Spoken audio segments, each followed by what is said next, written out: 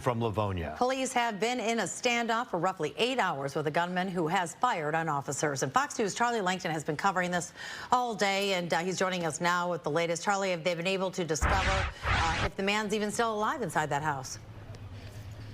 We don't know if the man is still alive. What we do know is that this is going on, as you said, the 8th hour now here in Livonia. Ann Arbor Trail blocked off completely while the police, the SWAT unit, they've been out here since roughly 10 o'clock this morning. And you can see that they are still trying to get this guy out of the house. What we do know is a 35-year-old male. He fired at least 2 shots at police officers when they were doing a welfare check early on. Now take a look. You can see here the SWAT team. They were breaking glass and throwing in tear gas device, but the suspect did not come out. Livonia police called again for a welfare check. He lives with his grandparents, this 35-year-old male.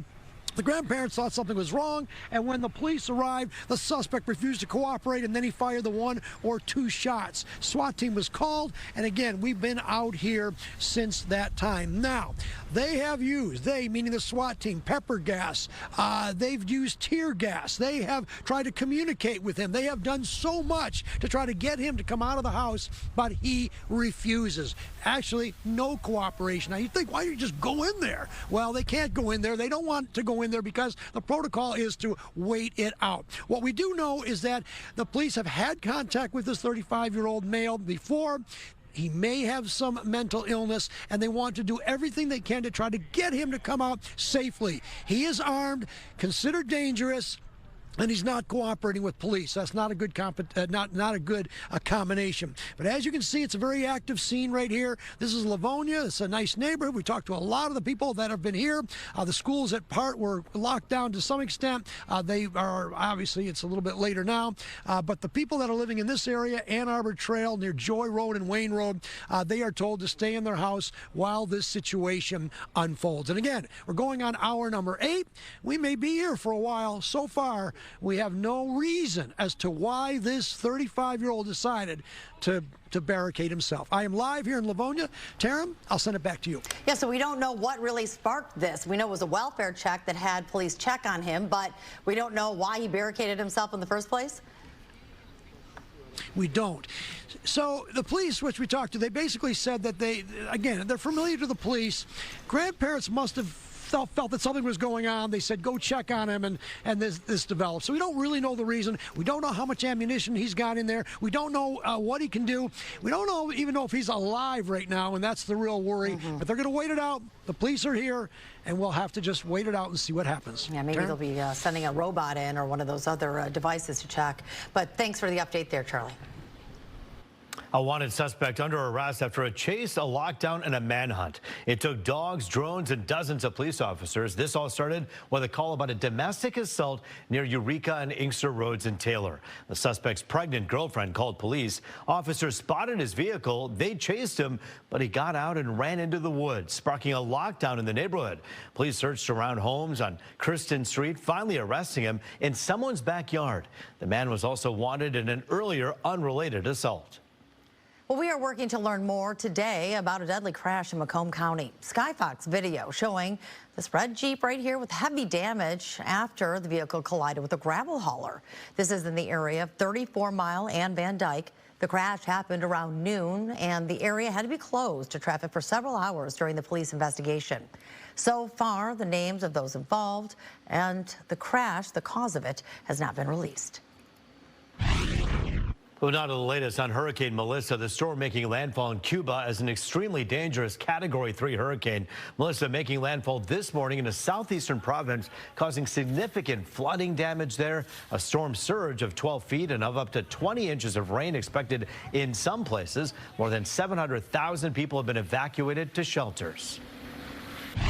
The storm swept across Cuba after causing heavy damage in Jamaica. Melissa hitting the island as a Category 5 hurricane with wind gusts of more than 200 miles per hour. The storm causing widespread damage to countless buildings. Heavy floodwaters and landslides also have been reported, forcing nearly 15,000 people to flee and go to shelters. And the storm has been now downgraded to a Category 1 hurricane. Weather Authority Rich Luderman is here now with a look at Melissa's path and our forecast. And it's a good thing it's weekend at this point, Rich. Big time. It is now in the central and southern Bahamas. You can see where that hurricane is now.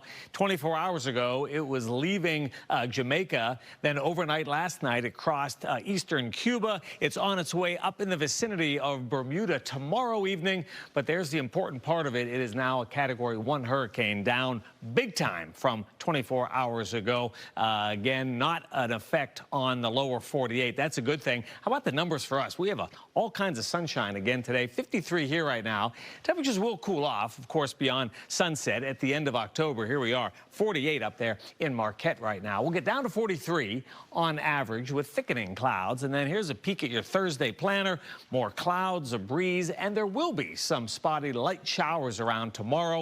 We're going to check the weekend numbers and check the trick or treat forecast. That's coming up in 10. Roop Taryn, back to you. Thanks. All right, thanks so much. Right now, Hurricane Melissa continues to make headlines as it sweeps across the Caribbean. And while most of the news has been negative, some women who share the same name with the storm are actually working to change the narrative. Now, Fox News' Ingrid Kelly, live now to explain this one. A little positive news, I guess.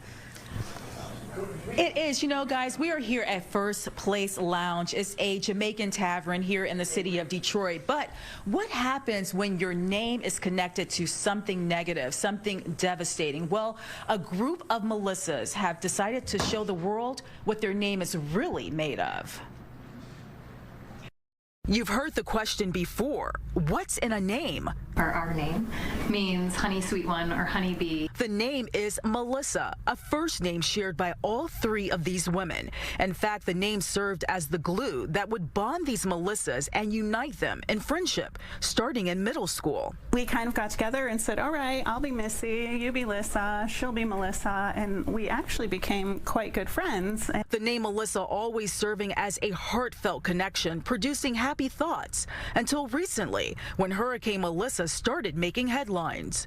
I just was saddened. I don't want people to see my name and to think of me as this terrible, devastating force. So these friends for life decided to take their power back. What could we Melissas do to change this situation? The trio brainstormed via text messages. How many Melissas are there in Michigan? And there's over 24,000 Melissas just in Michigan. In the United States, there's almost 700,000. And just like that, a GoFundMe called Melissas for Hope was born. Where we put together a fundraiser that we thought, if we can gather some money from other Melissas in the United States and friends and family that know or love a Melissa, that we could do some good. The money will support charities focused on the rebuilding of Jamaica, a country devastated by the hurricane. Tried and true fundraising companies that have been around since the 80s. These Melissas hope this initiative will let everyone see the good in their name. We each hold within ourselves the ability to do so much good. And so sometimes words are just words, but the actions behind who we are and what we do are the things that really make the impact. Yeah. Back out here live. If you guys would like to make a donation, go to fox2detroit.com for all the details on that GoFundMe link. And of course, you can do the math on your own. Over 20,000 Melissas in Michigan, $1 each. This is what they're asking for, basically. I mean, think about it, over $24,000. And then you look at how many Melissas in the country, okay? Over 700,000, $1 each. The money adds up. But then when you add people who know a Melissa, people who care about a Melissa, okay?